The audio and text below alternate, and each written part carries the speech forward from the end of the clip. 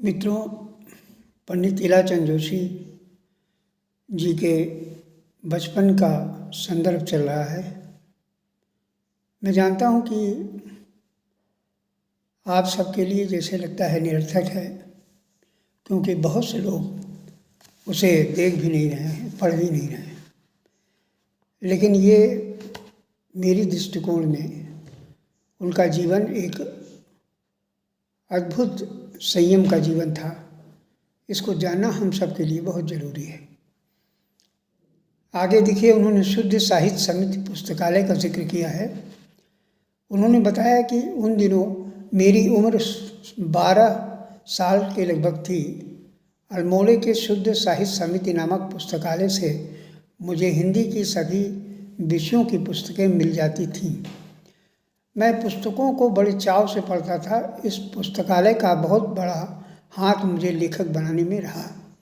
मेरा हिंदी साहित्य के इतिहास में तब तनिक भी परिचय नहीं था। इस पुस्तकालय में हिंदी के प्राचीन साहित्य से लेकर अर्वाचीन साहित्य तक की पूरी सामग्री मुझे सुलभ हो जाती थी।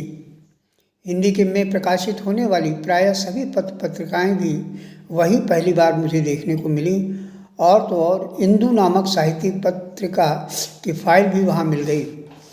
पढ़ने पर पता चला कि कविता, कहानी, निबंध सभी उच्च स्तर के सुपाठ्य और महत्वपूर्ण हैं। कई वर्षों के बाद मुझे ज्ञात हुआ कि पत्रिका प्रसाद जी की प्रेरणा से निकली थी। उसके संपादक श्री अंबिका प्रसाद गुप्त थे। प्रसाद जी की प्रारंभिक कविता संग्रह कानन कुसुम की प्रायः सभी कविताएं इंदु में छपी थीं। तब प्रसाद जी कोई विशेष ख्याति हिंदी साहित्य में नहीं थी, किंतु सरस्वती के गुप्त युगीन कवियों की जो रचनाएं छपती थीं उन्हें पढ़कर मेरा भी उस उम्र में ही उबरने लगा था। इसलिए प्रसाद जी की कविताओं में एक ताजगी, नई काव्यात्मक व्यंजना एवं भाव पाकर मैं अत्यंत मुग्ध हो गया। उन कविताओं का पाठ प्रतिदिन करते रहना मेरा एक नियम सा बन गया।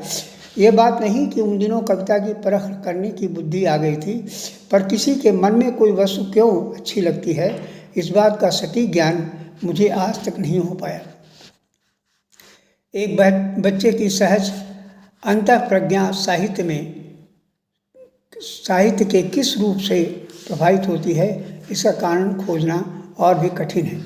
जो भी हो, इतना तो मैं निश्चित रूप से कह सकता हूँ कि इंदु में प्रकाशित प्रसाद जी की कविताओं ने मेरे शिशु मन को पूर्णतः मोह लिया। ये संयोग की बात है कि मुझे इंदु की फाइल, शुद्ध साहित्य के संयोजकों की लगन और अध्यवसाय के फलस्वरूप वहाँ उस वक्त पुस्तकालय से में सुरक्षित मिल गई। अन्यथा जब मुझे इंदु के अस्तित्व का पता चला तब उसका प्रकाशन 2 वर्ष पूर्व ही स्थगित हो गया था। अल्मोड़े के इस छोटे से ऐतिहासिक पुस्तकालय का उस युग के हिंदी साहित्य प्रेम किशोरों पर कितना ऋण था, इसका ठीक हिसाब लगाने का समय अभी तक नहीं आया है। तत्कालीन और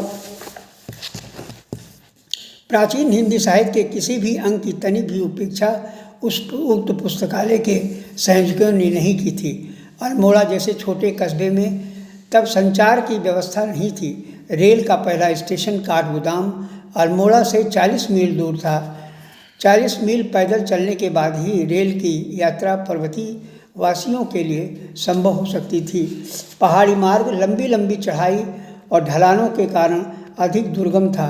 डाक हरकारे प्रतिदिन रात भर पैदल चलकर अल्मोड़े तक बाहर की डाक पहुंचाया करते थे। ऐसी स्थिति में शुद्ध साहित्य समिति में पत्र पत्रिकाओं को नियमित रूप से कैसे आ पाती थी, ये सोचकर मुझे आश्चर्य लगता था। मेरे चाचा जी सरस्वती के एक प्रकार के स्थायी ग्राहक थे। उन दिनों सरस्वती में किन कवियों की कविताएं नियमित छपती थीं, वे थे श्री मैथिली शरण गुप्त, रामचरित उपाध्याय, लोचन प्रसाद पांडे, श्रीधर पाठक आदि। हम बच्चों का बाल मन स्वभावतः मैथिली शरण गुप्त की कविताओं को अधिक चाव से पढ़ता था। उसका कारण यह था कि गुप्त जी की कविता की भाषा, बनावट और आदर्श शून्य भाव का बोध आसानी से ग्रहण हो जाता था। सरल भाषा में बात करने का महत्व मैं यही मानता हूँ कि यह पढ़कर बच्चे भी आसानी से समझ जाएं और उल्लसित हो उठें। सरस्वती का प्रकाशन जब प्रारंभ हुआ तब मैं 8-10 माह का नन्हा सा शिशु था, इसलिए उसके नए अंक पढ़कर पुराने अंकों को भी पढ़ने की इच्छा मेरे मन में प्रबल रूप से जग उठी। सौभाग्य से शुद्ध साहित्य समिति में मुझे पूर्ण फाइल प्राप्त हो गई। मैं महीनों तक उन पुरानी फाइलों को कागज़ के कीड़े की तरह चाटता चला गया। उन दिनों इंडियन प्रेस से, जहाँ से पत्रिका सरस्वती प्रकाशित होती थी, एक कविता संग्रह कविता कुसुममाला नाम से प्रकाशित हुई। वह संग्रह शुद्ध साहित्य समिति के द्वारा मेरे हाथ लग गया। पुस्तक की सुंदर छपाई और सजावट देखकर बाल मन ललक उठा और मैं एक एक करके सभी कविताओं को पढ़ने और निजी ढंग से अध्ययन करने के लिए जुट गया।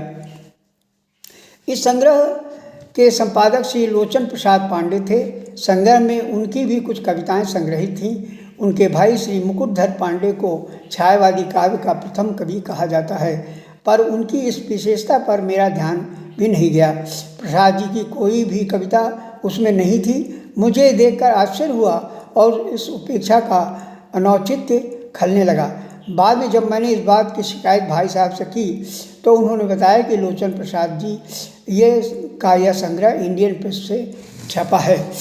चूँकि जयशंकर प्रसाद जी की कविताएं हिंदू में छपी थीं, इसलिए इस संकलन में नहीं आ पाईं। कविता कुसुममाला कविताओं की सजावट देखकर मुझे लगा कि मैं भी इस तरह की चीज़ लिखूं। कविता कुसुममाला का आकर्षण।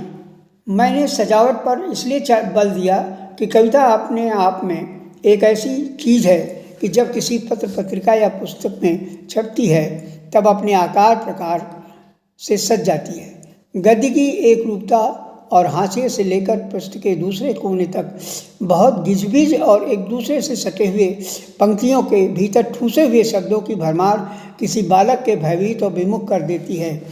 शब्दों के उस जंगल के भीतर प्रेस से और रुचि के साथ प्रवेश करने का साहस किसी एक न एक पुस्तक प्रेमी बालक को नहीं पता, पर कविता का मैटर नपा तुला होने से और उनकी दोनों ओर पुस्तक के पृष्ठ पर काफ़ी अवकाश या खुली जगह रहने से किसी भी नए पुस्तक प्रेमी बालक को पहले से ही भार स्वरूप नहीं लगता।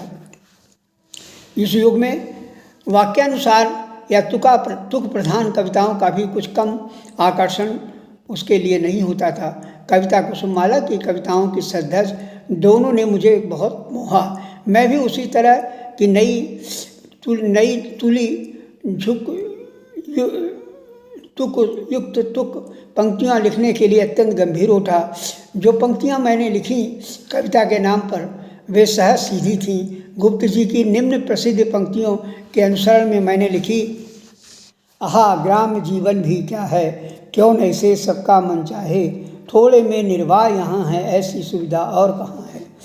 गुप्त जी उक्त पंक्ति बहुत भाई उसका अनुसरण भी मुझे सुगम लगा, और पर मैं निर्वाह आदि के चक्कर में नहीं पड़ा और कुछ प्रकृति परिवेश से संबंधित पंक्तियाँ ही मैंने लिख डाली। तपते हैं सब अब ताप से, तपते जैसे सब पाप से। तुलसीदास की काव्य प्रतिभा का आस्वादन मैंने खूब किया। पता नहीं पाप ताप की यह अनुभूति मेरे भीतर कहाँ से कैसे आई।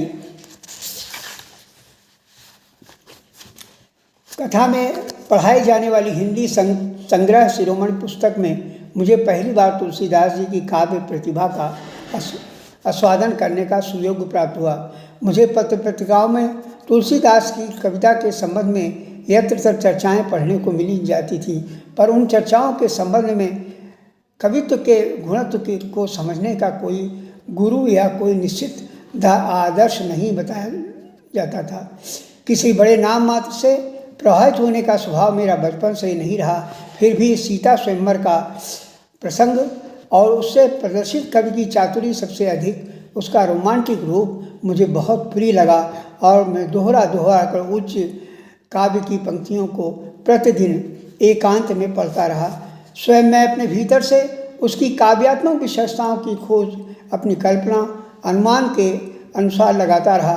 कभी कभी ऐसा लगता था जैसे पिछले जन्मों में उस कविता के कवि के चरणों के निकट बैठकर उस सारे प्रसंग को पढ़ता और सुनता रहा हूँ। ये उस भ्रांति का प्रदेश किस सूक्ष्म दृश्य से मेरे मस्तिष्क में प्रवेश कर गया, मैं आज तक नहीं समझ पाया।